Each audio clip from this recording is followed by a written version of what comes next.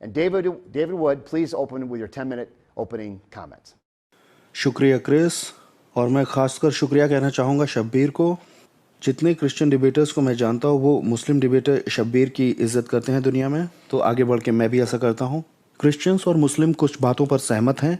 हम मानते हैं कि परमेश्वर ने ब्रह्मांड बनाया है और परमेश्वर ने नबियों को भेजा और स्क्रिप्चर्स भेजे कि यीशु मसीहा है और यीशु कुंवारी से पैदा हुआ और यीशु ने बहुत सारे चमत्कार किए और ऐसी बहुत सी बातें। लेकिन एक जो सबसे साफ मतभेद है क्रिश्चियंस और मुस्लिम में, वो ये कि क्रिश्चियंस दावा करते हैं कि यीशु खुदा का बेटा है, और इस्लाम के नज़रिए से सबसे अच्छी आयत होगी इसके लिए सूरा 9:30। और यहूदी कहते हैं एजरा अल्लाह का बेटा है और मसीही कहते हैं मसीहा अल्लाह का बेटा है। ये इनके अपने ही मुंह की बातें हैं, और जो लोग ईमान नहीं लाए ये लोग वैसे ही हैं। अल्लाह की मार इन पर हो, और ये लोग किधर मुड़ गए। अब इस आयत को पढ़ के कुछ अलार्म बंद होने चाहिए, क्योंकि ये आयत ऐसे शुरू होती है कि यहूदी एजरा को अल्लाह का बेटा बुलाते हैं। यहूदी एजरा को अल्लाह का बेटा नहीं बुलाते हैं। और आगे आयत कहती है जब यहूदी एजरा को खुदा का बेटा कहते हैं और मसीही यीशु को खुदा का बेटा कहते हैं, तो हम उनकी तरह हो गए जिन्होंने पहले अविश्वास दिखाया था। हम यहाँ किसकी तरह बन रहे हैं?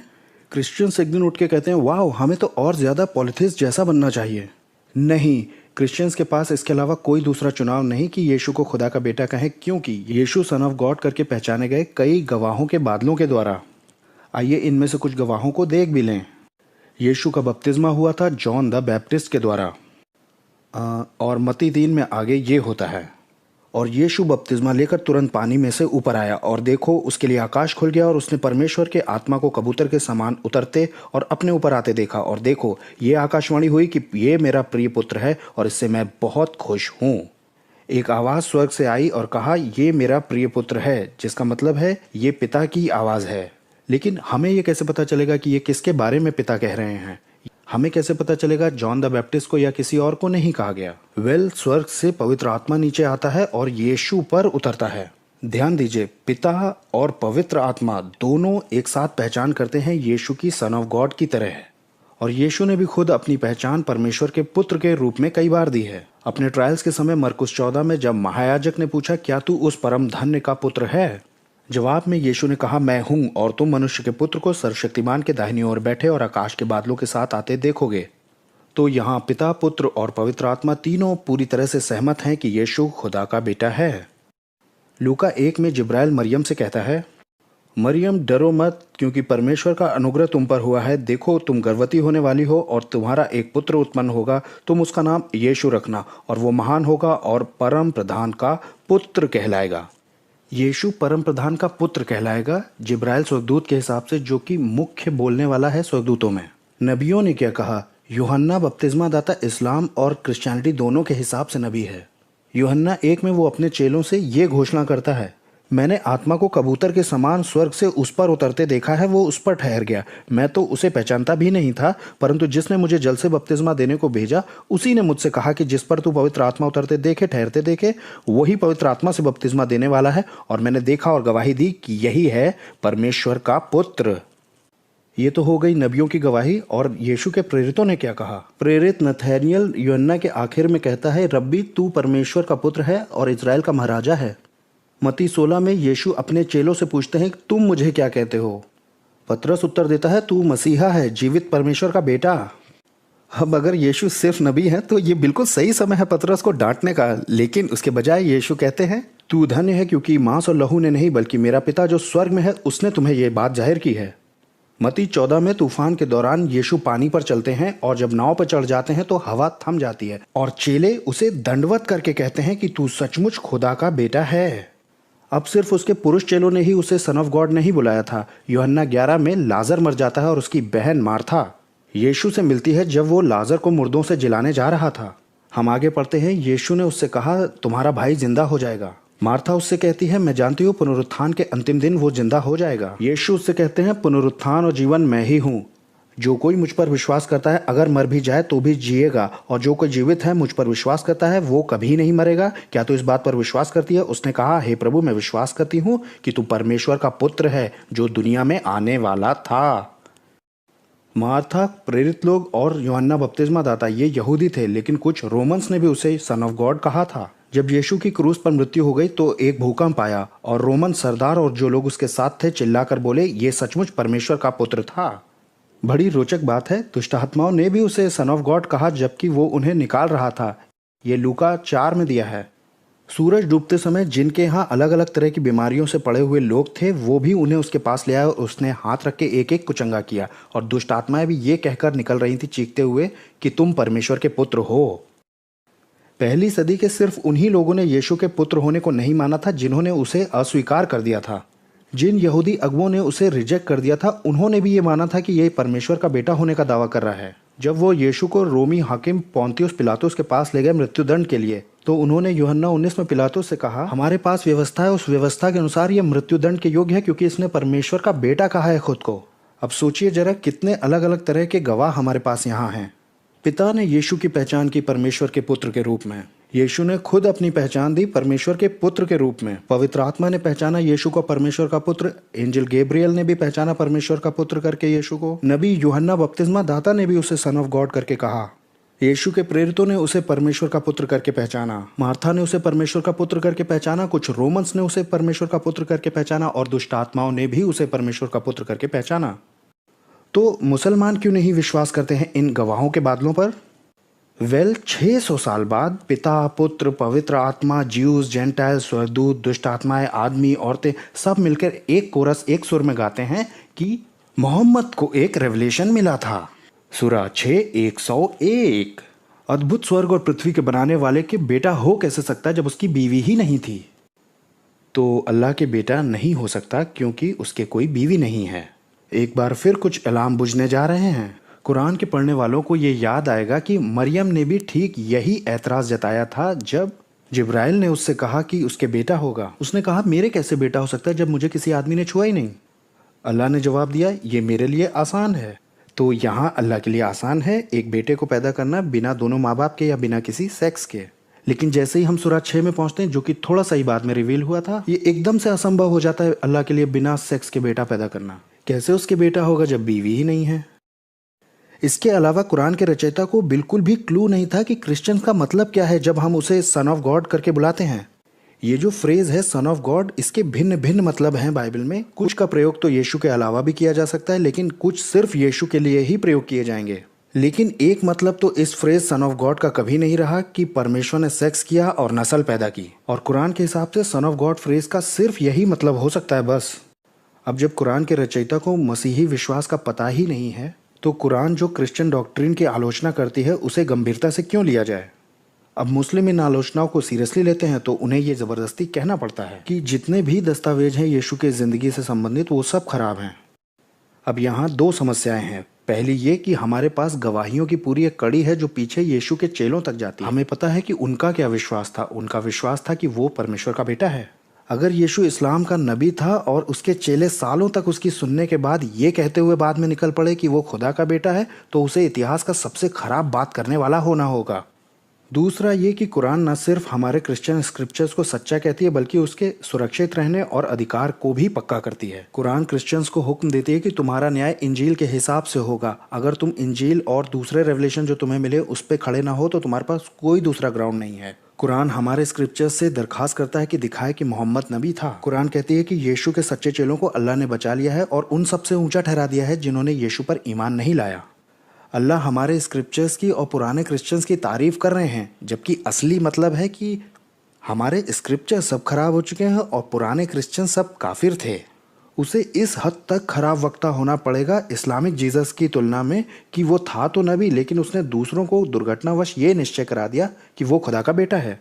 तो अगर आप सचमुच ये जानना चाहते हैं कि यीशु कौन था तो आप कुरान पर तो बिल्कुल भरोसा नहीं कर सकते। लेकिन हम भरोसा कर सकते हैं पिता पर, पुत्र पर, पवित्र आत्मा पर, एंजल गैब्रियल पर, जॉन द बैप्टिस्ट पर और भी बहुत सारे जिन्होंने बार बार ये कहा है कि यीशु खुदा का बेटा है। About 40 seconds to spare there. Thank you, David. Dr. Shabir Ali, we will reset the clock and we will give you that cue. And if you're ready, you can start right now. मैं शुरू करता हूं अपने session को अपने बनाने वाले सृजनहार की महिमा करते हुए। और सारे नबियों पर खुदा की सलामती मांगते हुए मैं उन सारे लोगों का धन्यवाद करना चाहता हूं जिनकी वजह से आज मैं यहाँ इस प्लेटफॉर्म पर आया हूं, और ब्रदर डेविड वुड का भी धन्यवाद करता हूं मेरे साथ यहाँ आने के लिए, और ब्रदर क्रिस का भी, और इस प्रोग्राम को ऑर्गेनाइज करने के लिए अरेंज करने वाली टीम का भी मैं धन्यवाद करता हूं। वापस आते हैं हमारे विषय पर। डेविड ने आपको एक आउटलाइन दी है उन सारे गवाहों की जो कि हम नए नियम में देखते हैं। मैं यहाँ शुरू करना चाहता हूँ ऐतिहासिक नज़रिया से, और हम देखेंगे, सोचेंगे और विचार करेंगे इन सारे गवाहों के बारे में जो कि धीरे धीरे विकसित हुए हैं। ये सब गुजरते वक्त में विकसित हुए हैं और ये असल कहानी नहीं है। और अपनी प्रेजेंटेशन में मैं 3 पॉइंट्स पर फोकस रखूंगा, और इन तीनों पॉइंट्स का संबंध इंग्लिश के 3 के पहले 3 शब्दों के साथ है, T, H और R।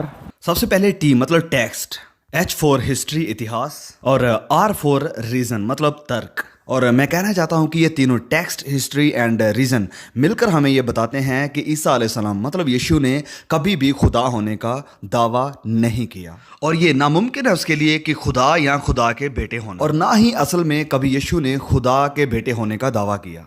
और आखिर में इतिहास ये गवाही देता है कि ये विश्वास कि यीशु खुदा का बेटा है असल में गुजरते वक्त के साथ विकसित हुआ था। जैसे मैंने कहा, मैं अभी शुरुआत करूंगा हिस्ट्री से। अब जब हम इतिहास से शुरू करते हैं तो जब हम इतिहास में पीछे जाकर देखते हैं कि यीशु कौन थे, जैसे कि स्कॉलर या विद्वान लोग आज समझते हैं, तो आपको यीशु को यहूदी नजरिया के साथ समझना पड़ेगा जिसमें वह पैदा हुआ और पला बड़ा था।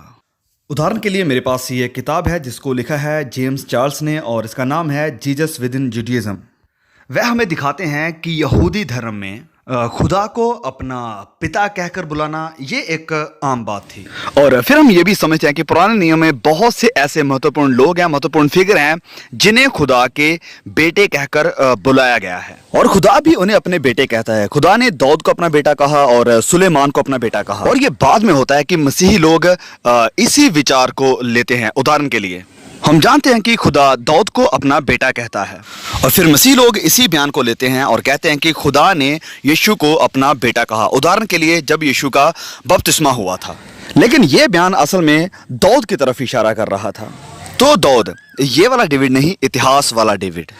और इस प्रकार दाऊद को भी खुदा का इकलौता बेटा कहा गया है। अब अगर दाऊद खुदा का इकलौता बेटा है और फिर यीशु को भी खुदा का इकलौता बेटा कहा गया है, और अब हमारे पास 2 खुदा के इकलौते बेटे हैं, तो हम कैसे कह सकते हैं कि यीशु ही खुदा का इकलौता बेटा है? ये समझ से बाहर है। तो सबसे पहले हमें यह समझना पड़ेगा कि इतिहास में लोगों ने यीशु की पदवी को बहुत ही बढ़ा चढ़ा दिया है। सबसे पहले लोगों ने यीशु को खुदा का बेटा कहा, और यहूदी लोग भी अपने महत्वपूर्ण लोगों को खुदा के बेटे कहते थे, और इसे मेटाफोर के तौर पर यूज किया जा सकता है, और मुझे इस पर कोई एतराज नहीं। लेकिन फिर ये शब्द खुदा के बेटे का मतलब कई लोगों के लिए बहुत ही अलग अलग है। कुछ लोग समझते हैं कि ये अडॉप्शन के तौर पर खुदा का बेटा, मतलब कि जब खुदा कहते हैं कि आप मेरे बेटे हैं, तो आप उसके द्वारा अडॉप्ट किए हुए, गोद लिए हुए बेटे बन जाते हैं। और ये सिर्फ मेटाफोर या रूपक के तौर पर नहीं, वरन बिल्कुल सच्चे तौर पर अडॉप्ट किए हुए खुदा के बेटे। तो अगर यीशु खुदा का अडॉप्ट किया हुआ बेटा है, तो ये अडॉप्शन कब हुई? क्या ये अडॉप्शन बपतिस्मा के वक्त हुई, जहां जब यीशु मुर्दों में से जी उठे तब वह खुदा के बेटे बने थे? तो ये सब असल में कब हुआ था? तो यहाँ इसे समझने के लिए बहुत ही अलग अलग तरीके हैं। अब अगला पड़ाव या स्टेज ये है कि यीशु को सिर्फ अडॉप्शन के तौर पर ही खुदा के बेटे नहीं समझा जाता है, वरन अनंत तौर पर भी खुदा का बेटा समझा जाता है, जिसमें कि हम यीशु को खुदा के रूप में देखते हैं और उसे पवित्र त्रिएकता के सिद्धांत का एक हिस्सा माना जाता है। और गुजरते वक्त के साथ ये सिद्धांत यहाँ तक पहुँचने के लिए बहुत ही विकसित हुआ है, और मसीह लोग लगातार यीशु को खुदा का बेटा कहते हैं, जबकि उन्होंने उसे खुदा की पदवी तक बढ़ा दिया है। लेकिन आप इसे दोनों तरीकों में नहीं ले सकते हैं, जैसे कि मेरा बेटा मैं नहीं हूँ और खुदा का बेटा खुदा नहीं है। तो आपको निर्णय करना पड़ेगा कि आप उसे खुदा बनाना चाहते हैं या खुदा का बेटा बनाना चाहते हैं, क्योंकि ये सब कुछ हद तक हमें गड़बड़ी में, कंफ्यूजन लेकर जाता है, जिसके बारे में हम आगे रीजन में जाकर विचार करेंगे। तो मसीह लोग आमतौर पर कहते हैं कि यीशु खुदा का बेटा है, लेकिन जब गहराई में पूछा जाए तो वह कहते हैं कि हाँ, वह खुदा भी है। पर उसके लिए हमें एक्सप्लेनेशन चाहिए कि यह कैसे हो सकता है कि पिता भी खुदा है, बेटा भी खुदा है, पर वह 2 खुदा नहीं है। और फिर आ जाता है त्रिएकता का सिद्धांत, जिसे कि एक्सप्लेन करना बहुत ही मुश्किल हो जाता है। तो ये है इतिहास के मुताबिक। तो ये सारी लिखतें जिनसे डेविड हमें बता रहे हैं, लेकिन ये सब इतिहास में धीरे धीरे विकसित हुई हैं। और डेविड ने यूहन्ना रचित सुसमाचार से बहुत सारे वचनों का इस्तेमाल किया है, और ये बिना बताए किया है। अब बाइबल में 4 सुसमाचार है, मत्ती, मरकुस, लूका और यूहन्ना। मरकुस माना जाता है कि इन चारों में से सबसे पुराना है, और जब आप मरकुस से लेकर यूहन्ना तक पढ़ते हैं तो आप बहुत सारे बदलाव को देखेंगे। और ये सिर्फ यूहन्ना रचित सुसमाचार में ही है कि यीशु को खुदा का इकलौता बेटा कहा गया है, और ये बहुत ही विशिष्ट यानी स्पेसिफिक सिद्धांत है। और ये यूहन्ना के सुसमाचार में ही है कि यीशु को शब्दे खुदा कहा गया है। और ये यूहन्ना के सुसमाचार में ही है कि हमें कहा गया है कि यीशु के नाम से प्रार्थना करो, और ये मसीही समाज में आज आम है। और हाँ, मरकुस के सुसमाचार में भी कुछ ऐसे बयान हैं जो यीशु को बहुत ऊंचा उठाते हैं, जिनके साथ हम मुस्लिम सहमत नहीं हैं। जैसे कि एक विद्वान ने इस बात को पॉइंट आउट किया है, और जैसे कि हम इस विकास को देखते हैं मरकुस, मत्ती, लूका और फिर आखिर यूहन्ना में, तो हम अंदाजा लगा सकते हैं कि मरकुस ने भी इस कहानी का विकास किया है। मरकुस भी हमारे सामने असल तथ्यों को पेश नहीं करता है। उसका सुसमाचार भी थियोलॉजिकल डॉक्यूमेंट है जो कि तथ्यों को मॉडिफाई करके हमें मसीही थियोलॉजी देता है। इस परिवर्तन को हम बाकी के लेखों में देख सकते हैं, मत्ती, लूका और यूहन्ना के सुसमाचार की तुलना मरकुस के साथ करके। और अगर मरकुस से पहले की लिखत कोई हमारे पास होती तो हम तुलना करके देख सकते थे कि मरकुस ने भी बहुत सारे परिवर्तन किए हैं, और जो यीशु ने नहीं भी कहा होगा वो भी उसने लिख दिया होगा। हाँ, हमारे पास कुछ संकेत जरूर हैं जो मरकुस से पहले था, लेकिन हाँ, पूरी तरह लिखा गया कोई संपूर्ण सुसमाचार नहीं है, जैसे कि हमारे पास हैं जो सुसमाचार बाद में लिखे गए थे। तो इस बात को हमें अपने ध्यान में रखना होगा कि यीशु ने खुद ये प्रचार नहीं किया कि वह खुदा का बेटा था, वरन वह बाद में खुदा का बेटा बनाया गया था। तो ये है ऐतिहासिक पॉइंट। तो आगे जब हम बात करते हैं टेक्स्ट यानी वाक्य की, तो जब हम इस पर थोड़ा ध्यान से देखते हैं तो हम पुराने नियम में एक भी वचन नहीं देखते हैं जहां यह लिखा हो कि खुदा के पास एक इकलौता बेटा है। और जब डेविड पवित्र आत्मा के बारे में भी बात कर रहा था कि पिता और पवित्र आत्मा दो अलग पर्सन्स हैं, जैसे जेम्स चार्ल्स इस book Jesus and Dead Sea Scroll में बताते हैं कि पुराने नियम में ये कभी नहीं था कि पवित्र आत्मा डिवाइन फादर यानी स्वर्गीय पिता, दैत्य पिता से कोई अलग एक शख्सियत है। तो आपके पास ये पिता और पवित्र आत्मा दो नहीं थे, और ना ही तीसरे के प्रकट होने का कोई जिक्र था। वहां सिर्फ एक ही खुदा था, और पवित्र आत्मा के बारे में कहा गया कि वह एक सामर्थ्य, एक ताकत थी जो कि संसार में कार्यों को प्रभावित करती थी, और इंसानों को भी कि वह कैसे कार्य करेंगे। और फिर हम यहाँ एक विकसित हुए सिद्धांत को देख रहे हैं, और बाइबल के टेक्स्ट यानी वाक्य इस चीज को सपोर्ट नहीं करते हैं। तो नए नियम को सच्चा साबित होने के लिए पुराने के साथ सहमत होना पड़ेगा। जैसे जेम्स वाइट अपनी किताब गॉड हू जस्टिफाइज में कहते हैं कि खुदा एक ही है, और नए नियम का खुदा बिल्कुल पुराने नियम के खुदा के जैसा है, हर एक कार्य में और हर तरह से। तो नए नियम में आपका कोई नया खुदा नहीं हो सकता है, आपके पास वही पुराने नियम वाला एक ही खुदा होना चाहिए। यीशु को इकलौते बेटे, परमेश्वर के साथ रह रहे अनंत काल से इकलौते बेटे के रूप में इंट्रोड्यूस करना फिर ट्रिनिटी की तरफ लेकर जाता है, और ये हमारे सामने किसी और खुदा को लेकर आता है। आप अपने आप को मना सकते हैं कि ये तीन नहीं वरन एक ही खुदा है, लेकिन हम देखेंगे कि ये बातचीत कितनी दिलचस्प होती है जब हम आगे इस डिस्कशन को बढ़ाते हैं। और अब आखिर में जब हम बात करते हैं रीजन की, अगर आपके पास तीन खुदा हैं, पिता, पुत्र और पवित्र आत्मा, तो मसीही लोग इसे स्वीकार नहीं करेंगे। मसीही कहते हैं कि वह तीन खुदा नहीं वरन तीन शख्सियत हैं जो कि एक ही दैवीय खुदा का हिस्सा हैं। लेकिन आप इसे कैसे समझाएंगे? ये ऐसे लगता है कि जैसे ये एक उलझन है जो कि तथ्यों को छुपाने के लिए बनाई गई है। बेटे को यहाँ शामिल करके आपने एक और खुदा को शामिल कर लिया है, और फिर पवित्र आत्मा को एक अलग शख्सियत बताकर जिसकी की महिमा और आराधना की जा सकती है, ये एक और तीसरा खुदा बन जाता है। तो आप बस यहाँ एक उलझन को इस्तेमाल कर रहे हैं ये दिखाने के लिए कि आपके पास बस एक ही खुदा है। अब मोहम्मद, जिसके ऊपर सलामती बनी रहे, उसके पास खुदा की तरफ से एक प्रकाशन है जो कि हमें मोनोथिज्म की तरफ वापस बुलाता है। ये मोनोथिज्म यानी एक ईश्वरवाद वही यहूदियों और पहली सदी के मसीहों का है, जहां सिर्फ एक ही खुदा है। आप उसे पिता बुला सकते हैं, हम मुस्लिम नहीं बुलाते हैं, और इसके बारे में पुराने नियम में बताया गया है, लेकिन इसके ऊपर हमारा कोई झगड़ा भी नहीं है। हम मुसलमानों की बहस मसीहों के साथ इस बात पर है कि मसीहों ने यीशु को अनंत काल से खुदा के साथ रह रहे इकलौते बेटे के रूप में ले लिया है, और इस तरह उन्होंने यीशु को पूरी तरह खुदा बना दिया है, जिसकी वजह से उन्हें यह त्रिएकता का सिद्धांत बनाना पड़ा।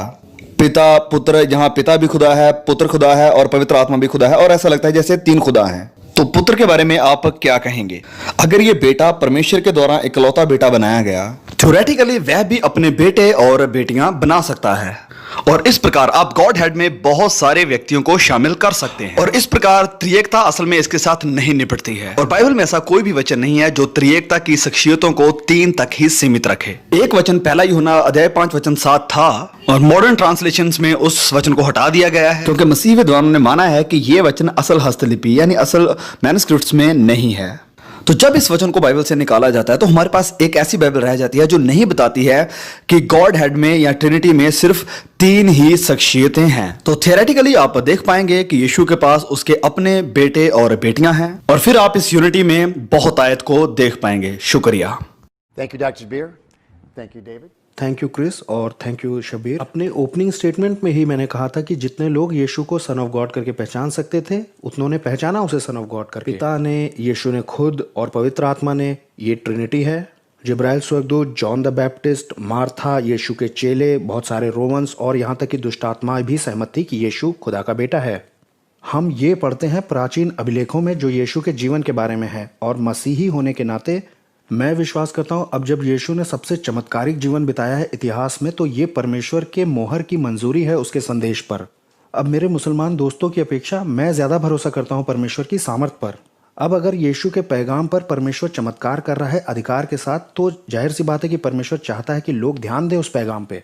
अब अगर परमेश्वर ही चाहता है ये पैगाम हम तक पहुँचे, तो ये हम तक पहुँचेगा तो ज़रूर। इसलिए मैं फर्स्ट सेंचुरी के अभिलेखों को पढ़ करके सीरियसली लेता हूँ। मुझे लगता है कि मेरे मुसलमान दोस्तों का दृष्टिकोण परमेश्वर के प्रति थोड़ा कम है। वो ये तो मानते हैं कि परमेश्वर में चमत्कार करने की ताकत है, लेकिन यीशु के पैगाम को खराब होने से बचाने की ताकत उसमें नहीं है। अल्लाह ने कुरान में कहा है कि इंजील उसने दी दिशा दिखाने के लिए मनुष्य जाति को, और उसके चेलों को बचाने का भी वादा उसने किया है। लेकिन जब वो समय आया कि इंजील और चेलों को सुरक्षित किया जाता, तब अल्लाह खड़े हैं लाचार से कि वो पैगाम और चेलों को करप्ट होने दें। अब शब्बीर ने हमको कुछ कारण दिए हैं अपने यीशु के पुत्र होने के विरोध में। इनमें से ज़्यादातर कारण उन बातों पर आधारित थे जिसमें उस सिद्धांत को बढ़ा चढ़ा के बता दिया गया है कि यीशु को परमेश्वर का पुत्र सिर्फ इंसानी तौर पर पहचाना गया है, ये दूसरे लोगों पर भी अप्लाई किया जा सकता है। और बाद में क्या हुआ कि इस बात को बढ़ा चढ़ा के कह दिया गया। तो अब मैं इस बारे में कुछ कहना चाहता हूँ कि सन ऑफ गॉड का बाइबल में आखिर क्या मतलब है। क्योंकि अगर आप जाकिर नायक को देखें या मरहूम अहमद दीदात को देखें कि बहुत से मुसलमान ये मानते हैं कि जब दूसरों को सन ऑफ गॉड करके बुलाया गया है तो यीशु को भी सन ऑफ गॉड बुला लिया है, तो कौन सी बड़ी बात है। तो शब्बीर ने ये पॉइंट भी उठाया था कि यहूदियों में परमेश्वर को पिता कहना आम बात है और दूसरे लोग भी बेटे हो सकते हैं। तो बाइबल में सन ऑफ गॉड का क्या मतलब है। इसके दरअसल कई मतलब हो सकते हैं। कुछ तो जैसा मैंने बताया कि किसी और के लिए भी लागू हो सकता है, लेकिन कुछ सिर्फ यीशु के लिए। आइए हम लोग कुछ बहुत ज़रूरी वाले जो हैं उन्हें देख लें। पहला ये कि सामान्य तौर पर परमेश्वर के बच्चे करके सारी मनुष्य जाति को बोला गया है प्रेरितों के काम 17 में। पौलुस हमें ये भी बताता है कि क्योंकि उसी में हम सब चलते फिरते और जीवित रहते हैं, वही हमारा स्रोत है, उसी से हम एग्जिस्ट करते हैं, वो हमारा इस तरीके से पिता हुआ। तो ये तो होगा ह्यूमन बींग्स, लेकिन स्पिरिट बींग्स भी हैं जो परमेश्वर के बेटे कहलाते हैं। सिर्फ इसीलिए नहीं क्योंकि परमेश्वर ने उन्हें बनाया है और उन्हें सस्टेन रखता है, बल्कि वो परमेश्वर का वचन पूरा कराने में किरदार निभाते हैं। तीसरा, एक बार फिर से इजराइल देश परमेश्वर का पुत्र कहा गया। निर्गमन 4 में परमेश्वर ने मूसा से कहा, फिरौन से कहना यहोवा की वाणी है कि इजराइल मेरा बेटा है, वरन पहलौठा है। अब यहाँ पर आप एक तरह का पैटर्न देख सकते हैं जो कि परमेश्वरी के द्वारा लाया गया है कि उसे पिता की तरह बुलाया जा सकता है, क्योंकि वही इस चीज़ को कह भी रहा है।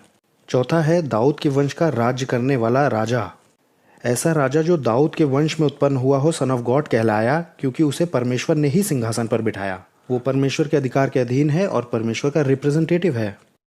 पांचवा जो है ये थोड़ा अलग तरह से प्रयोग किया गया है। वो लोग जो उसकी इच्छा को अपने चाल चलन से दिखाते हैं वो भी सन ऑफ गॉड कहलाए, क्योंकि वो उसकी इच्छा में उसके परिवार के हो गए हैं। यीशु ने भी पहाड़ी उपदेश में कहा है कि धन्य है वो जो मेल कराते हैं, क्योंकि वो परमेश्वर के पुत्र कहलाएंगे। तो ये वो कुछ विभिन्न तरीके हैं, और शब्बीर के हिसाब से पुराने अभिलेखों के समय में लोगों ने कुछ इस भावना से यीशु को सन ऑफ गॉड करके पहचाना होगा। अब मैं नए नियम को परमेश्वर द्वारा प्रेरित मानता हूँ, लेकिन अगर मैं आलोचक की तौर से देखूँ, और आलोचक तरीका ये होगा कि प्राचीन अभिलेखों के अंदर अभिलेख निकाल करके उन्हें अलग अलग कर दिया जाए। इसमें स्कॉलर्स इसे इस तरह से तोड़ते हैं कि मार्क है, फिर क्यू जो कि काल्पनिक है, और फिर एम में जो कि मैथ्यू की सामग्री है, और एल जो है वो लूका का मटेरियल हो जाएगा। इसी तरह से आप प्रेरितों के काम को भी ले सकते हैं, और पौलुस के प्राचीन अभिलेखों को भी। मेरा मतलब है कि वो ये देखते हैं कि यीशु के जीवन से कितना नज़दीक नज़र आ रहा है। लेकिन प्राचीन अभिलेख बेशक यही होंगे, मार्क, क्यू और पॉल की पत्रियां होंगे, लेकिन उसमें भी वो सन ऑफ गॉड करके ही पहचाने गए हैं, और उसमें भी ये डिवाइन सेंस में ही कहा गया है। अब ध्यान दीजिएगा, मरकुस के गॉस्पेल से मैंने दिखाया था कि जब यीशु पानी पे चले तो उसके चेलों ने ये कहते हुए उसे दंडवत किया था, ये तो परमेश्वर का पुत्र है। अब मुझे नहीं लगता है कि उनका ये मतलब था कि तुम हो परमेश्वर के पुत्र, जैसा कि हम लोग सारे लोग दुनिया के हैं। इसका मतलब कुछ ज़्यादा निकलता है जब वो पानी पे चला, उन लोगों ने दंडवत करके उसे सन ऑफ गॉड कहा। अब ये बात तो यहाँ बिल्कुल साफ हो जाती है कि वो उसे काफ़ी ऊंचे स्तर का सन ऑफ गॉड समझ रहे हैं जब उसे दंडवत करते हैं इन बातों में वो। लेकिन हमारे पास क्यों भी तो है, लेकिन इस प्राचीन अभिलेख में भी हम उसे पहचान सकते हैं। और इसमें ये बात लिखी हुई मिलती है कि यीशु ने कहा, सब कुछ पिता ने मेरे हाथ में कर दिया है और कोई पुत्र को नहीं जानता, केवल पिता, और कोई पिता को भी नहीं जानता, सिर्फ पुत्र, या पुत्र जिस पर प्रकट करना चाहे सिर्फ उसे पता है।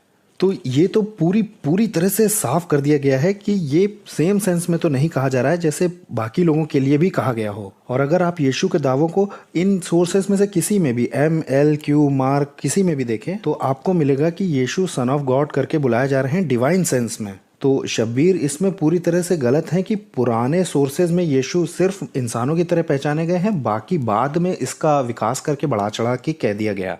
यीशु आदि से ही परमेश्वर का पुत्र है। लेकिन शब्बीर के पॉइंट्स पे अगर वापस जाएं, मोहम्मद साफ सुथरा एक ईश्वरत्व को लेके आए हैं, लेकिन मुस्लिम सोर्सेज हमें बार बार गॉस्पल तक जाने को कहते हैं। और ये हमारे सारे ही सोर्सेज में दिया है कि यीशु परमेश्वर का पुत्र है डिवाइन सेंस में, और सिर्फ इंसानी तौर पे ही नहीं। और अगर ये हमारे सारे सोर्सेज में दिया है और ये गलत है तो इंजील का पैगाम शुरुआत से ही गलत होना चाहिए। अल्लाह को कहना चाहिए कुछ भी करना, लेकिन ये वाला पैगाम मत पकड़ना। और जब हम उनमें जाते हैं तो यीशु हमें सन ऑफ गॉड ही मिलते हैं उसमें। तो हमारे पास एक ही चुनाव होना चाहिए संदेहवादी के तौर पर कि सारे ही क्रिश्चियन सोर्सेज जितने हैं वो सब गलत हैं और अनरिलायबल हैं। तो इसका तो ये मतलब निकला कि जिस खुदा ने उसे इतनी मिरेकुलस लाइफ दी थी और अल्लाह ने ये वादा किया था कि यीशु के सच्चे चेलों को वो पुनरुत्थान के दिन तक के लिए बचा के रखेंगे सुरक्षित, और ये वाला खुदा बहुत बुरी तरह से फेल हो गया, ये उसे बचा नहीं सका। और यीशु का मैसेज शुरुआत से ही करप्ट था जब से वो लिखा गया, और बाद में उसी मैसेज को मोहम्मद ने सही कहा जबकि वो शुरुआत से ही करप्ट था। और इन बातों में बहुत बेतरतीबी है, इसलिए मैं मानता हूँ कि यीशु सन ऑफ गॉड था।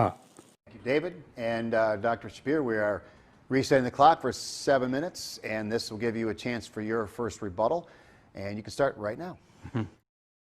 ओके, तो डेविड ने बहुत ही दिलचस्प पॉइंट उठाए हैं जिनका मैं अभी जवाब देना चाहता हूं।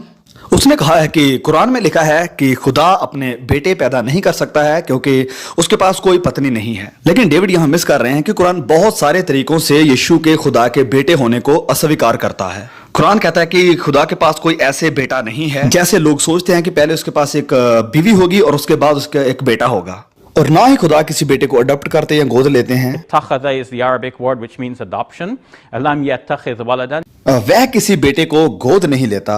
वह इवन ये कहता भी है Lam yakun lahu walad. उसका कोई बेटा नहीं है। सीधे शब्दों में कहें तो कुरान के नजरिया से देखें तो खुदा का कोई भी बेटा नहीं है। अब हम देखते हैं कि इसमें क्या समस्या है जब आप कहते हैं कि यीशु खुदा का बेटा है। अब ये हो सकता है कि कुछ लोग शायद सोचें कि दैवता में कोई स्त्री लिंग का भी पहलू है, और कैसे भी करके इस मेल और फीमेल ने किसी तीसरे को पैदा किया है जो कि एक बेटा है। बार्कर ने अपनी किताब क्रिसमस द ओरिजिनल स्टोरी में पहली सदी के शुरुआती मसीहों के विश्वास की तरफ इशारा करते हुए कहा है कि पवित्र आत्मा एक स्त्री के रूप में माना जाता था, और कैसे भी करके स्वर्ग में परमेश्वर का कोई स्त्रीलिंग पहलू भी है जो कि थोड़ा थोड़ा प्रकाशित वाक्य की किताब में भी जाहिर होता है, जहां स्वर्ग में एक औरत है जो कि एक बच्चे को जन्म देती है। तो इन सारी उलझनों को टालने के लिए और खुदा के प्रति सारी ही गलतफहमियों को दूर करने के लिए कुरान मुसलमानों को साफ कहता है कि खुदा का कोई बेटा नहीं है, और ओरिजिनल सिद्धांत के साथ जाएं जो कि पुराना नियम है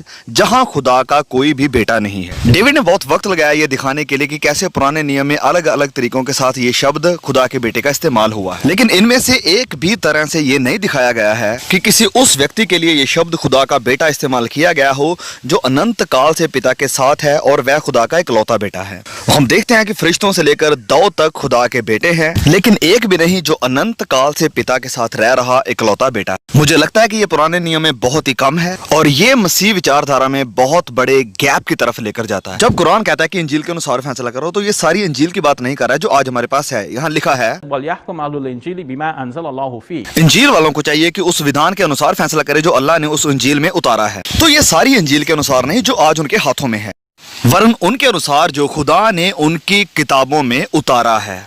तो हमें यहाँ थोड़ा छानबीन का काम करना पड़ेगा ये देखने के लिए कि कौन सा असल प्रकाशन है और कौन सा प्रकाशन है जो बाद में लोगों के द्वारा उसमें मिलाया गया है और इन किताबों में डाला गया है।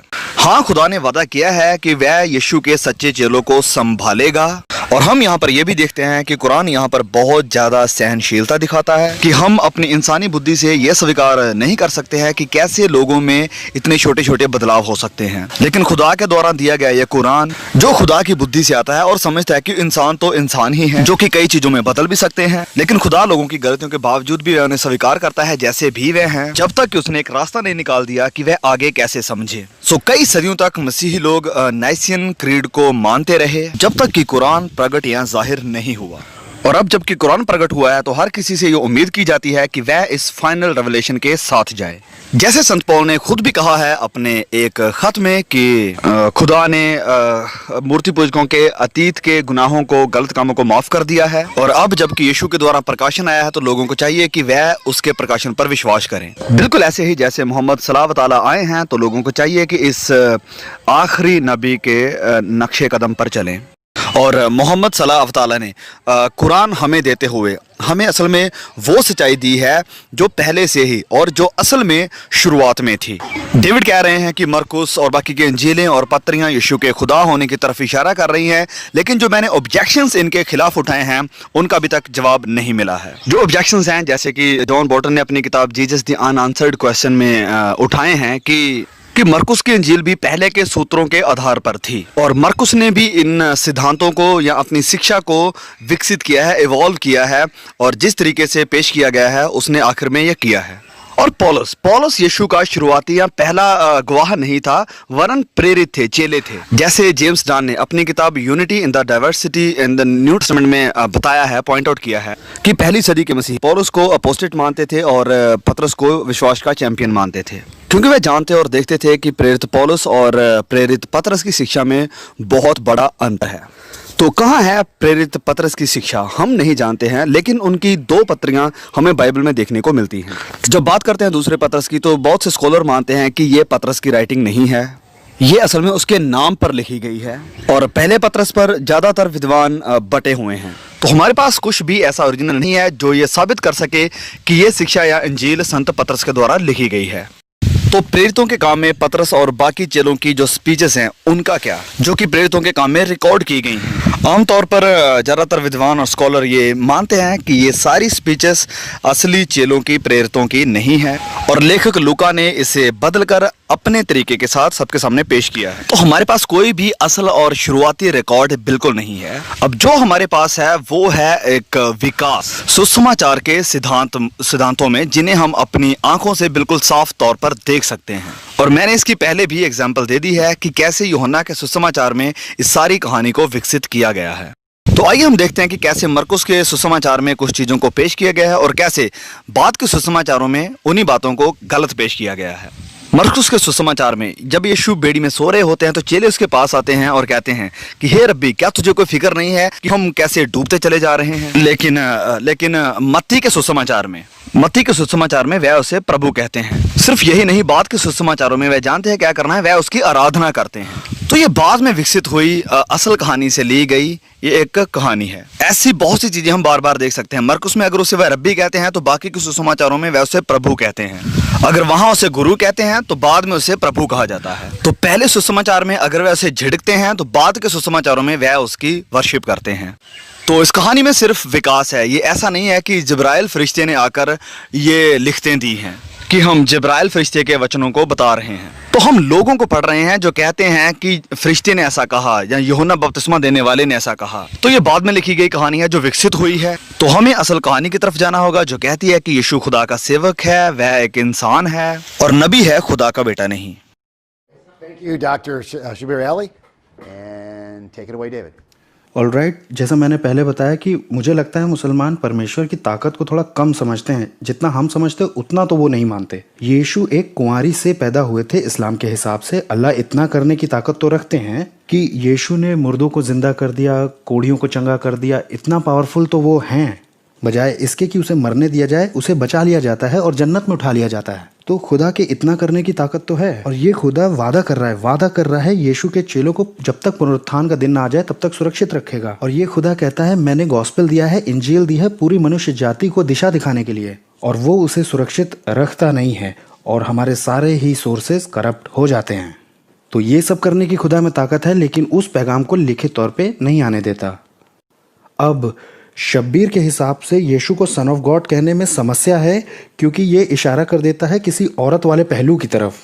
मुझे ये दिखाई देता है कि कुरान पक्की तौर से इनकंसिस्टेंट है इसमें, क्योंकि कुरान चैप्टर 13:39 में और 43:3 और 4 में बात करती है मदर ऑफ द बुक की, किताब की एक माँ है, एक किताब है और एक किताब की माँ है जो अल्लाह के साथ है उसकी प्रेजेंस में। तो इस तरह की भाषा थोड़ी समस्यात्मक है। अल्लाह के साथ एक माँ है किताब की। जरा थोड़ा कल्पना कीजिए, आप जो मुसलमान वहाँ हैं, जरा इमेजिन करिए कि कोई आया आपके पास और दावा करता है कि मैं खुदा की तरफ से बोलता हूँ और मैं तुम्हारे सिद्धांतों का खंडन करूंगा। अब देखो, इस्लाम सिखाता है कि किताब की एक माँ है।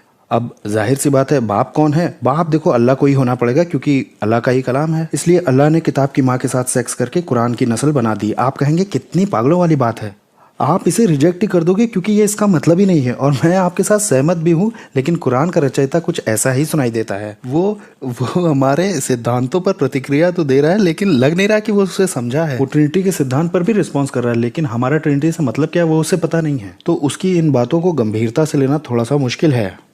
अब आइए हम चले उन कठिनाइयों की तरफ जो हमें उसके सन ऑफ गॉड होने में आ रही थी। मैंने दिखाया कि यीशु आपके पास सन ऑफ गॉड की तरह हैं मरकुस में, और यीशु परमेश्वर का पुत्र करके आपके पास मत्ती और लूका में भी हैं, और यीशु सन ऑफ गॉड करके क्यू डॉक्यूमेंट में भी हैं आपके पास, और आपके पास वो पौलुस में भी हैं। और शब्बीर ने ये कहा कि पौलुस पहले का नहीं है। मेरा मतलब पहले के लोगों से नहीं, पौलुस की पहली पत्रियों से था, और पौलुस की पत्रियां बहुत पहले की हैं। और शब्बीर ने उठाया कि पौलुस ने आगे चल के किसी तरह से इसे करप्ट कर दिया। इस पे तो हम कल बहस करेंगे, मैंने कुछ जवाब कल के लिए बचाए हैं। लेकिन जरा इस पे सोचिए कि ये कह क्या रहे हैं। अगर परमेश्वर इतना कुछ कर रहे हैं यीशु की जिंदगी से, तो ऑब्वियसली उनका कोई पॉइंट होगा इसमें। ये ऐसा होगा जैसे खुदा कह रहा हो, ये देखो देखो मैं क्या करने जा रहा हूँ, मैं क्या करने जा रहा हूँ, बड़े बड़े काम यीशु की वजह से, और एकदम से खुदा के हाथ से बॉल गिर जाती है और सब करप्ट हो जाता है। ये कहने के बाद कि यीशु के चेलों को मैं पुनरुत्थान के दिन तक बचा के रखूंगा। ये कहने के बाद कि इंजील मैंने पूरी मनुष्य जाति के लिए दी थी। जो एकमात्र इंजील हमारे पास है वो ये करप्ट चीज है जो बार बार कहती है यीशु परमेश्वर का पुत्र था, क्रूस पे मारा गया, गाड़ा गया, जिंदा हुआ। और शब्बीर के हिसाब से हमारे पास कोई भी सही डॉक्यूमेंट है ही नहीं। और हमें क्या करना चाहिए? इन्होंने कहा, जब कुरान में ये दिया है कि इंजील वालों को जो उसमें दिया है अल्लाह ने उसी हिसाब से जज किया जाएगा, तो इसका मतलब ये है जब हम बाइबल में जाएं तो हमें सच वाले हिस्से ढूंढने होंगे, और जाहिर सी बात है वो मिलेंगे कुरान वाले हिस्सों से ही। और हमें ये देखना होगा कि ये इस्लाम से कितना सहमत है, और इस्लाम को हमें इसमें सच ही मानना होगा। अब वहाँ जो अल्लाह कह रहे हैं इसका ये मतलब हो ही नहीं सकता। क्यों? क्योंकि थोड़ी सी ही आयतों पहले अल्लाह मोहम्मद से पूछते हैं, यहूदी तुम्हारे पास क्यों आ रहे हैं न्याय के लिए जब उनके पास तोरा है? अब यहाँ पे क्या मैसेज दिया गया है? यहूदियों को तुम्हारी ज़रूरत नहीं है मोहम्मद, उनके पास तोरा है। अगर अल्लाह का सचमुच ये मतलब है कि उन्हें तुम्हारी ज़रूरत है क्योंकि तोरा में कुछ हिस्से गलत हैं, उन्हें ठीक किया जाए, तो बात कहने का ये तरीका इस्तेमाल करना बहुत ही अजीब है, क्योंकि अल्लाह ने बार बार कुरान में ये कहा है कि मैं बहुत साफ बात करता हूँ। अगर अल्लाह ये कहते हैं कि यहूदियों को तुम्हारी ज़रूरत नहीं है, उनके पास तोरा है, और उसके तुरंत बाद वो ये कहते हैं क्रिश्चियंस के लिए कि इंजील वाले लोगों को अल्लाह ने जो उसमें बताया उसी हिसाब से जज किया जाएगा, और ये कि इंजील तो हम अभी भी पढ़ रहे हैं और हम तब तक किसी बात पर नहीं खड़े हैं जब तक कि जो तोरा में या इंजील में या और दूसरे प्रकाशनों में हमें मिला है उस पर खड़े ना हों। अगर उनको सचमुच यही कहना है कि तुम्हारी डॉक्ट्रिन्स करप्ट हो चुकी है, तुम उस किताब को बिल्कुल मत पढ़ना, सिर्फ कुरान को पढ़ो और बाकी सब कुछ हटा दो। एक बार फिर ऐसा बात करने का तरीका बहुत ही अजीब है उसके लिए जो साफ बात करने की बात करता हो। अगर अल्लाह का वही मतलब है जो शब्बीर का मतलब था, तो उसने बोला क्यों नहीं? क्या अल्लाह ये कहने के काबिल है, हे गाइस ये तुम्हारी किताबें सचमुच बिगड़ गई हैं, ये खराब हो गई हैं, तो इसे मत पढ़ना, कुरान में जाना बस? मेरा मतलब है इसमें पॉइंट क्या है कि एक किताब इतनी खराब हो चुकी है जिसमें अब आप लोगों को भेज भी नहीं रहे हो, उसके हिसाब से न्याय भी नहीं कर रहे हो। शब्बीर के हिसाब से अल्लाह हमें ये बता रहे हैं कि जज भी इसी किताब के हिसाब से किया जाएगा जो बार बार उसे सन ऑफ गॉड बताती है, मारा गया, गाड़ा गया, जी उठा, उसे हटा के फेक ही क्यों नहीं दिया गया? और उसमें आलोचना का एक भी शब्द नहीं है, एक भी शब्द नहीं है कुरान में आलोचना का सुसमाचार के लिए, जो कि मुझे पता हो। मैं शब्बीर को इनवाइट करता हूं कि वो दिखाएं कि कहाँ गॉस्पल का करप्शन कुरान में है। Thank you, David. So that is the end of your second rebuttal, which was 5 minutes long. We're resetting the clock for Dr. Shabir Ali to start with his debate rebuttal, and we are ready right now. David, ये बहुत ही दिलचस्प है, क्योंकि David कह रहे हैं कि कुरान एक उम्मुल किताब यानी मदर ऑफ द बुक, एक सब किताबों की माँ की तरफ इशारा कर रहे हैं कि ये किसी को विवश करने की संभावना छोड़ दे, बल्कि ये जानते हैं कि ऐसा कोई नहीं करता है, ऐसा कोई नहीं करता, क्योंकि अरबिक में हम ये यूज़ करते हैं कि मदर ऑफ द सिटी, शहरों की माँ, और ऐसा करके, लेकिन ये सब किसी भी तरफ हमें लेकर नहीं जाता है। मुझे लगता है कि आप निराशा या मायूसी के कारण ये सब पॉइंट बनाने की कोशिश कर रहे हैं। अब बाइबल में सिर्फ कुछ जो सच्चे हिस्से हैं, सही हिस्से हैं, उन्हें ही माना जा सकता है। लेकिन हम कैसे जानेंगे कि कौन सा हिस्सा बाइबल का सही है? क्या हमें पहले कुरान स्वीकार करके फिर देखना पड़ेगा? हाँ, ये मुसलमानों की प्रैक्टिस है कि पहले कुरान में देखो और फिर बाइबल में जाओ और देखो कि कौन सा हिस्सा कुरान के साथ सहमत है। तो कुरान जरूरी गैर मुसलमानों से ये नहीं चाहते हैं, क्योंकि कुरान पहले से ही जानता है कि ऐसे लोग हैं जो पढ़ाई कर रहे हैं और देख रहे हैं कि क्या यीशु ने कहा और क्या बाकी लोगों ने कहा। उदाहरण के लिए आज एक लाल शब्दों वाला एडिशन आया है, क्योंकि लोगों ने समझा है कि कुछ बातें हैं जो यीशु ने कही और कुछ है जो लोगों ने यीशु के बारे में कही, और इस फर्क को दिमाग में रखना बहुत जरूरी है।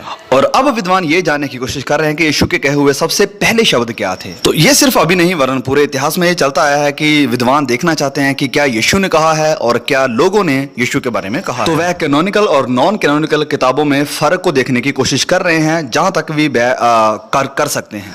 लेकिन उनके काम का नतीजा आज हमारी आंखों के सामने है। भले उनके पास ये अंतर्दृष्टि नहीं थी जो आज हमारे पास है, और उन्होंने बाइबल से ऐसी चीजों को स्वीकार किया जो असल में इसमें है नहीं थी। उदाहरण के लिए पौलुस के लिखते हैं, जब हम देखते हैं कि पौलुस क्या सिखा रहे थे, हम देखते हैं कि प्रेरितों के काम में यह दर्शाया गया है कि जहां चले ये प्रचार कर रहे थे कि यीशु मसीहा है। ये हम देखते हैं बहुत सारे चैप्टर्स में। और फिर अचानक पौलुस आ जाता है, तो सबसे पहला काम वह क्या करता है, वह हैकल में जाता है और प्रचार करना शुरू करता है कि यीशु खुदा का बेटा है। तो चेले प्रचार कर रहे थे कि यीशु मसीहा है, और वहीं संत पौलुस आकर और जोड़ देता है और कहता है कि यीशु खुदा का बेटा है। तो यही सुसमाचारों में पेश किया गया है जो उन कलीसियाओं के द्वारा लिखे गए जिन्होंने संत पौलुस की शिक्षा को स्वीकार किया था। तो ये पौल के पीछे चलने वाले मसीह थे जिन्होंने इन सुसमाचारों को उत्पन्न किया है। उदाहरण के लिए संत मरकुस का सुसमाचार, तो वह पौलुस की शिक्षा पर चले और यीशु को खुदा के बेटे के रूप में पेश किया। लेकिन यीशु के मुंह से शब्दों को निकालने के चक्कर में ही ये सारी समस्या खड़ी हुई। मरकुस के सुसमाचार में हम देखते हैं कि यीशु से पूछा जाता है कि क्या तुम परम धन्य के पुत्र हो, और डेविड कह रहे हैं कि हाँ, यीशु ने इस बात को कंफर्म किया। लेकिन इस बात को सिर्फ यहीं पर रिकॉर्ड नहीं किया गया है, वरन बाकी के सुसमाचारों में यह स्पष्ट है कि यीशु ने महायाजकों से कहा कि आप ही हैं जो ये कह रहे हैं। तो उसने खुद से अपने शब्दों में यह दावा नहीं किया। तो हमें एक स्पष्ट दावा चाहिए जहां यीशु ने कहा है कि वह खुदा का बेटा है, और इसी बात की तो यहां पर कमी है। खुदा का बेटा उन्हीं अलग अलग संदर्भों में नहीं, जैसे डेविड ने बताया है कि हो सकता है या मुमकिन है, क्योंकि बहुत सारे संदर्भ मुमकिन है। डेविड को यहाँ हमें एक जगह दिखानी होगी जहां यीशु ने आधिकारिक रूप में कहा है कि ऑन्टोलॉजी संदर्भ में यीशु खुदा का बेटा है, कि वह अनंत काल से पिता के साथ था। और उसे पुराने नियम से भी दिखाना पड़ेगा कि वहां कोई ऐसा खुदा का बेटा है, क्योंकि ऐसे अचानक से कोई भी खुदा का बेटा प्रकट नहीं हो सकता है। नहीं तो ऐसा भी हो सकता है कि कहीं भी खुदा के बेटे और बेटियां कहीं भी प्रकट होते रहे इस पूरी दुनिया में, अब भी जबकि हम यहाँ पर बोल रहे हैं। अब डेविड ने कहा कि यहूदियों के पास तौरा है, और कुरान कहता है कि उन्हें तौरा के अनुसार फैसला करने दो। ये इसलिए क्योंकि वह मोहम्मद के साथ हिपोक्रेटिकली पाखंड के साथ आ रहे थे और उससे फैसला करवाने की बात कर रहे थे, और ये अगर उनके पक्ष में है तो वैसे स्वीकार करेंगे, अगर नहीं है तो उसे अस्वीकार करेंगे। तो कुरान उन्हें वापस उनकी किताबों की तरफ भेजता है कि क्यों आप ऐसे पाखंड के साथ मोहम्मद के पास आ रहे हैं कि वह आपका फैसला करे, जबकि आपके पास पहले से ही अपनी किताबें हैं, उन्हीं के आधार पर अपना फैसला करो। क्यों आप ऐसे हिपोक्रिटिकल तरीके के साथ यहाँ पर आ रहे हैं। और अब डेविड कह रहे हैं कि कुरान ये भी कहता है कि यहूदी और ईसाई किसी और पॉइंट पर खड़े नहीं रह सकते हैं जब तक कि वह पहले अपने अंजील और तौरात के ऊपर खड़े नहीं रहते हैं। तो लेकिन ध्यान दीजिए कि इसके बाद क्या लिखा है, आप इसे इंग्लिश में भी पढ़ सकते हैं। लिखा है कि जिसे आपके खुदा ने उतारा है, और अब इसमें कुरान भी शामिल है। तो यहूदी और क्रिश्चियन सिर्फ अपनी अंजील और तौरा के साथ ही नहीं रह सकते हैं और कहेंगे कि हम कुरानी खुदा को मान रहे हैं। कुरान कहता है कि जो कुछ भी उतारा गया है, और इसी में हम मुस्लिम बाकियों से आगे हैं, क्योंकि हम तौरात को भी मानते हैं, इंजील को भी मानते हैं, और खुदा के आखिरी प्रकाशन यानी जो अल्लाह ने कुरान दिया है अपने नबी मोहम्मद सल्लल्लाहु अलैहि के द्वारा, उसको भी मानते हैं। तो क्या पहली किताबें भ्रष्ट हो गई हैं? तो बहुत सारे संकेत हैं इस पर। कुरान में बहुत ही स्पष्ट वचन है इस पर। उदाहरण के लिए कुरान का सूरा नंबर 2 आयत नंबर 79 में लिखा है, तो विनाश और तबाही है उन लोगों के लिए जो अपने हाथों से किताब लिखते हैं और फिर कहते हैं ये अल्लाह की ओर से है, ताकि उसके द्वारा थोड़ा मूल्य प्राप्त कर लें। Thank you. Thank you, Dr. Shabir Ali and Dr. David Wood. Each of you have had 10, 7, and 5 minutes each to present your views and to rebut. And now we have what's called crossfire. Each of you will have 1 minute apiece. We'll do 3 separate rounds. So 1 minute David, 1 minute Dr. Shabir Ali, 3 times back to back to back. So we'll see how this goes. We've got the clock set. And David, you can start right now. Thank you Shabbir. और मैं बात करूंगा वो जो आपने आखिर में बात कही है कि उन लोगों को ऐसा कहा गया है कि उन्होंने अपने हाथों से किताब लिखी है। मैं अभी यहाँ पर कुछ लिख सकता हूँ और कहूँ कि ये है कुरान, तो क्या इसका ये मतलब निकलेगा कि कुरान बदल गई है या दुनिया में कहीं कुरान बदल गया है? मैं नहीं समझ पा रहा हूँ कैसे। लेकिन अगर इसका ये मतलब है कि जैसे आपको मालूम ही है कि ये यहूदियों को कहा गया है, तो मैं ऐसा कहूँगा कि गॉस्पेल को करप्ट फिर क्यों बोला जा रहा है? लेकिन जब हम इसी पैसेज को आगे पढ़ते हुए बढ़ते हैं तो यहूदियों से अल्लाह कह रहे हैं कुछ ही बस आयतों के बाद देखिए, तो क्या तुम लिखे हुए के सिर्फ एक ही हिस्से को मानते हो और दूसरे हिस्से को नहीं मानते? तुम में से जो भी कोई ऐसा करता है उसको इसके सिवा और क्या बदला मिलेगा कि इस दुनिया में उसे अपमान मिलेगा और आने वाले कयामत के दिन में कठोर से कठोर यातनाएं उन लोगों को झेलनी होंगी। तो यहाँ वो कह रहे हैं कि क्या तुम आधा मानते हो और आधा नहीं मानते, और आप हमसे एग्जैक्टली यही करने को बोल रहे हो गॉस्पेल के साथ। तो अल्लाह के हिसाब से तो हम ऐसा करके नरक चले जाएंगे। Great. We're going to reset the clock for 1 minute for Dr. Shabir Ali, and you can start right now. तो ये शब्द किताब का मतलब अलग अलग हो सकता है कुरान में। जैसे आपने कहा कि बाइबल में खुदा के बेटे का मतलब अलग अलग हो सकता है। कभी कभी ये शब्द किताब उन वचनों की तरफ इशारा करता है जो यहूदियों और ईसाइयों को दिए गए थे, फिर ये इशारा करता है उन किताबों की ओर जो उनके पास हैं। जब कुरान कहता है कि तो क्या तुम किताब के एक हिस्से को मानते और एक को नहीं मानते, ये उन असल वचनों की तरफ इशारा कर रहा है जो उन्हें दिया गया था। क्या आप खुदा की कुछ आज्ञाओं को मानोगे और जो बाकी हैं उनको छोड़ दोगे? ये सुनने वाले यहूदी थे जिनसे कहा गया था कि जो वह कर रहे हैं उसके बारे में सोचें। क्या वह पूरी तरह से कुछ हिस्सों को मान रहे हैं और कुछ हिस्सों को छोड़ रहे हैं, जबकि वह समझते हैं कि पूरी किताब अब उनके हाथों में है? तो वह क्या करते हैं? क्या वह कुछ हिस्सों को मानते और कुछ हिस्सों को छोड़ते हैं? तो जब बात आती है अंजील की, तो कुरान पूरी तरह से स्पष्ट है कि यीशु खुदा का बेटा नहीं है, और जो कहते हैं कि वह है, يضاهئون قول الذين كفروا من قبل. वह अविश्वासियों की कहावतों को मान रहे हैं। Okay, we're done with round 1 of our crossfire. We're going to reset the clock, and David, you can start right and close to and right now. All right Shabbir, ये नहीं है जो वो आयत कह रही है। क्या तुम किताब के एक हिस्से को मानते हो और बाकी बचे हुए को नहीं? कोई ऐसा टेक्स्ट है जो उनके सामने होगा? तुम आधा मानते हो और आधा नहीं मानते। जो ऐसा करता है उसे क्या बदला दिया जाएगा? उसे इस दुनिया में अपमान और कयामत के दिन उस पर कठोर यातना होंगी। तो अल्लाह यहाँ कह रहे हैं कि एक हिस्सा मानते हो और दूसरा हिस्सा नहीं मान रहे हो टेक्स्ट का, और आप हमें ये कह रहे हो कि इसका असली मतलब ये है कि यहूदी ये समझ जाएं कि उनका एक हिस्सा काम का नहीं है और एक हिस्सा है जिसे वो ग्रहण कर सकते हैं। इसका ये मतलब बिल्कुल नहीं हो सकता। और अगर ऐसा है तो अल्लाह एक अच्छे कम्युनिकेटर नहीं है। और अगर उस बात में जाएं जो आपने कही कि मसीहियों को दूसरे रेवलेशंस मिले हैं, लेकिन अल्लाह ने वहाँ अंतर दिखा दिया है किताब के लोगों को जो प्रकाशन मिले हैं और जो प्रकाशन मुसलमानों को मिले हैं उसमें। तो हमारा ये विश्वास है कि कुछ प्रकाशन हमें मिले, कुछ आपको मिले, और इसमें एक अंतर है। तो यहाँ ये बात की गई कि एक रेवलेशन क्रिश्चियंस के लिए उतरा और वो रेवलेशन हमारे पास है, और वो बार बार यही कहता है कि यीशु सन ऑफ गॉड है। Halfway through, we're going to reset the clock, and we'll give Dr. Shabir Ali a chance to respond to that. And right now. Okay David, जैसे आप इस पॉइंट पर जोर दे रहे हैं तो हम वचन की गहराई में जाते हैं। कुरान में जो उन्हें बात कही जा रही है वह ये है कि उन्हें अपना खुदा की तरफ से वाचा दी गई है कि वह लोगों को उनके घरों से बाहर नहीं निकालेंगे और ना उनके ऊपर हमला करेंगे, लेकिन वह लगातार ऐसा करते रहे। और जब भले ही उन्होंने अपने लोगों को मारा और उन्हें उनके घरों से बाहर निकाल दिया, तो जब बात आती थी दूसरों की मदद करने की, तो वह कहते थे कि हाँ, हम दूसरों की मदद तो करते हैं लेकिन हम अपने लोगों के साथ ऐसा नहीं करते। और इस तरह वह कुछ हिस्सों को मानते और कुछ हिस्सों को छोड़ देते थे। तो ये एक विशिष्ट आ गया है जिसके बारे में कुरान बात कर रहा है। तो जब बात आती है नए नियम की, तो असल कहानी ये है कि यीशु एक नबी था, एक सेवक था और अल्लाह का मैसेंजर था। मत्ती अध्याय 12 वचन 18 हमें बताता है कि यीशु खुदा का सेवक था और फिर पौलुस ने इसे बदलकर खुदा का बेटा बना दिया, और यही कुछ हमें देखने को मिलता है बाकी के सुसमाचारों में। Okay, great. We're going to reset the clock for our last round of our crossfire, and we can start right now. अब शब्बीर, आप बार बार ये कह रहे हो कि पौलुस ने सन ऑफ गॉड के सिद्धांत को आगे बढ़ाया क्योंकि एक्ट्स में पहला इंसान वही है जिसने ऐसा कहा। लेकिन आपको और सबको पता है कि एक्ट्स जो है वो लूका का दूसरा भाग है, और यीशु को सन ऑफ गॉड करके पहले ही चैप्टर से पहचाना गया है लूका के। और लूका की किताब प्राचीन स्रोतों पर आधारित है जैसे कि क्यू और मार्क, और इन दोनों में ही यीशु को सन ऑफ गॉड करके पहचाना गया है। तो आप कैसे कह सकते हो कि उसे यहाँ सन ऑफ गॉड कहा गया, वहाँ सन ऑफ गॉड कहा गया, और फिर लूका ने उसे सन ऑफ गॉड करके पहचाना और वो मटेरियल लिया, और फिर पौलुस ने उस प्रेरितों के काम की किताब में उसे सन ऑफ गॉड बुलाया और फिर इन्वेंट कर दिया ये सब।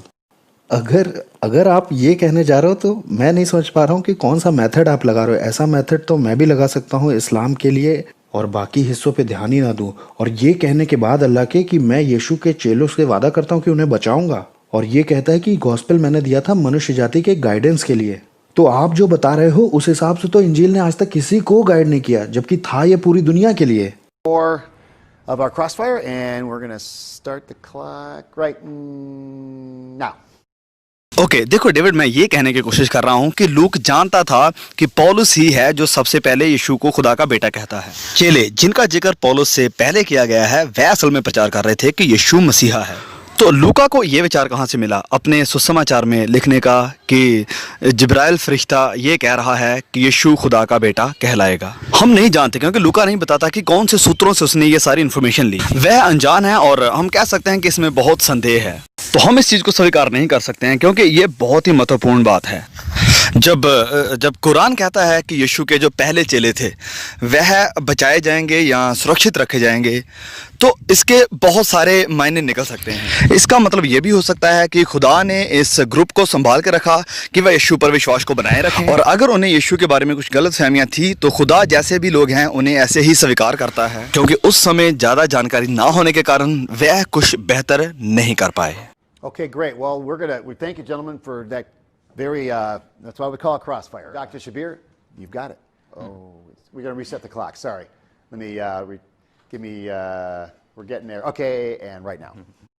तो ओके, मैंने अपनी प्रेजेंटेशन को 3 पॉइंट्स में समराइज किया था। टी मैंने बताया था टेक्स्ट के लिए खड़ा होता है, एच हिस्ट्री के लिए और आर रीजन के लिए, और ये 3 के पहले 3 शब्द हैं। और हाँ, पुराने नियम का टेक्स्ट कहीं भी ये सपोर्ट नहीं करता है कि अनंत काल से परमेश्वर का कोई इकलौता बेटा है, और बाद में किसी को लेकर आना ये एक परमेश्वर पर विश्वास को भ्रष्ट करता है। और फिर दूसरा मैंने बताया था कि हिस्ट्री, इतिहास ये इशारा करता है कि यीशु खुदा का बेटा है या खुदा है, ये विश्वास बाद में विकसित या डेवलप हुआ है। पहले तो मेटाफोरिकली मसीहों ने यीशु को खुदा का बेटा माना, इससे हम मुसलमानों को कोई एतराज नहीं है, भले ही हम इसे ऐसे इस्तेमाल नहीं करेंगे, लेकिन असल एतराज तब होता है जब मसीहों ने यीशु को माना कि वह अडॉप्ट किया हुआ खुदा का बेटा है, और फिर मसीहों ने माना शुरू कर दिया कि वह अनंत काल से खुदा का इकलौता बेटा है। और यह विश्वास भी 2 चरण में हमारे सामने है। पहले माना जाता है कि वह तब खुदा का बेटा बना जब वह मरियम के गर्भ में आया था, और फिर उसके बाद उसे अनंत काल से पिता के साथ प्रोजेक्ट किया जाने लगा। और यह माना जाता है कि खुदा पिता था और मरियम माता थी, और ये हमारे मनों में एक कन्फ्यूजन को पैदा करता है, और इसके साथ साथ ये खुदा के साथ एक स्त्रीलिंग को भी जोड़ देता है। लेकिन खुदा इसे अस्वीकार करता है, इसलिए नहीं कि खुदा के नाम के साथ स्त्रीलिंग को जोड़ा जाता है, वरन इसलिए कि खुदा सिर्फ एक ही है, और पवित्र वचन उसे ऐसे ही प्रस्तुत करते हैं, और हमें किसी और तरीके से उसे प्रस्तुत नहीं करना चाहिए। और मैंने इस सारे विकास को आपको दिखाया है, लेकिन डेविड हमें नहीं दिखा पाए हैं कोई ऐसा पत्र या दस्तावेज जो हमें सीधा यीशु की तरफ से मिला हो या फिर जिब्राइल फरिश्ते की तरफ से मिला हो, जहां लिखा हो यीशु खुदा का बेटा है। वे ऐसे पत्रियों को हमारे सामने लेकर आ रहे हैं जो सालों बाद लिखी गई, जो कहती हैं यूहन्ना ने ऐसा कहा या जिब्राइल फरिश्ते ने ऐसा कहा। और यहाँ तक कि यूहन्ना रचित सुसमाचार भी यीशु के जाने के 20 साल बाद लिखा गया था, और हम नहीं जानते हैं कि ये किसने लिखा है। तो हम इसके ऊपर भरोसा नहीं कर सकते हैं कि यीशु ने क्या कहा और क्या नहीं कहा है। और फिर आखिर में यीशु का मुर्दों में से जी उठना एक बहुत ही विवादित पॉइंट है, जिसके बारे में हम फिर कभी चर्चा करेंगे। तो जब सुसमाचार लिखे जा रहे थे तो वो इस नज़रिया से लिखे जा रहे थे कि यीशु मुर्दों में से जी उठा है, और वह अपने पढ़ने वालों को ये साबित करना चाहते हैं कि वाकई यीशु मुर्दों में से जी उठा है। तो इन दस्तावेजों को पढ़ने से आपको पता चल जाएगा कि ये सारी कहानी बहुत ही उलझी हुई है और असल में मन घड़त है। और इसका सबसे बेस्ट इंडिकेशन है कि यीशु सलीब पर नहीं हुआ, वरन वह बस बेहोश हुआ था, और फिर उसे कब्र में रख दिया गया, और कब्र से खुदा ने उसे अपने पास बुला। और ये पॉइंट कुरान के साथ कोइंसाइड करता है, जो कहता है कि निश्चय ही वह इस मामले में संदेह में थे कि उन्होंने ईसा अलैहिस्सलाम को कत्ल कर दिया है। और आखिर में ये खुदा की सामर्थ्य से बाहर नहीं है कि वह अंजीलों को संभाल ना सके और मसीही विश्वास को सिर्फ एक सच्चे खुदा पर बनाकर ना रख सके। लेकिन कई बार खुदा आज्ञा देता है, वह आज्ञा दे देता है कि जैसे इतिहास में चीज़ें चल रही हैं वैसे चलते रहें, और फिर अपने वक्त में वह उन्हें सही करता है। और अब उसने सही कर दिया है हमें आखिरी प्रकाशन यानी कुरान देकर, जिसे मुस्लिम और मसीहों को मानना चाहिए। Thank you, Dr. Shabir Ali. I really appreciate your conclusion there and staying on time. And we're resetting the clock and getting it ready for David. And we're nearly done with our first debate here this afternoon. So as soon as we get that clock ready, we're going to throw it to David. And we're getting closer right now. यशाया 9:6 ये यीशु के पैदा होने के 700 साल पहले लिखा गया। क्योंकि हमारे लिए एक बालक उत्पन्न हुआ और हमें एक बेटा दिया गया और प्रभुता उसके कांधे पर होगी। उसका नाम अद्भुत युक्ति करने वाला, पराक्रमी परमेश्वर, अनंत काल का पिता और शांति का राजकुमार रखा जाएगा। तो यहाँ आपके पास एक बेटा है जो बनने वाला है सामर्थी परमेश्वर। शब्बीर इसका कुछ अलग ही अनुवाद करेंगे क्योंकि वो इस्लाम के लेंस से देख रहे हैं, और मैं इसका अनुवाद कर रहा हूँ उस लेंस से जो कि यीशु की टीचिंग पर आधारित है। अब मैं देखिए, अगर ये शब्बीर के लिए ठीक है कि वो कुरान के प्रकाश में जाकर के इसका अनुवाद करते हैं, तो मैं ऐसा क्यों ना करूं कि इसे यीशु के शब्दों के प्रकाश में देखूं। अब जाहिर सी बात है कि शब्बीर यही कहेंगे कि यीशु ने कभी ऐसे दावे नहीं किए, और हमारे सारे रिकॉर्ड यही कहते हैं कि उसने किया। सारे जितने सोर्सेज में जाना संभव है वो सब यीशु को सन ऑफ गॉड कहते हैं।